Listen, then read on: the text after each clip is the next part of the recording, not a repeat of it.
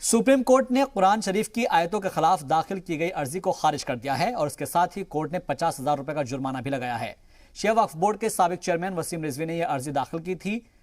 वसीम रिजवी का कहना था कि इन आयतों को पढ़ाकर तलबा को इससे मिसगाइड किया जाता है। सुप्रीम कोर्ट में जस्टिस RF नरीमन की क़यादत वाली बेंच ने इस अर्जी पर समाअत की।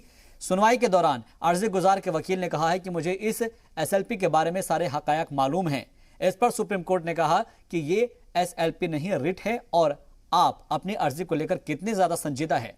इस पर अर्जी गुजार के वकील ने कहा कि मदरसों में ये आयतें पढ़ाई जाती हैं, तलबा को इससे मिसगाइड किया जाता है और यही आयतें पढ़ाकर और समझाकर आलमी सतह पर दहशतगर्द तैयार किए जाते हैं। इस पर सुप्रीम कोर्ट ने कहा कि ये बेबुनियाद अर्जी है।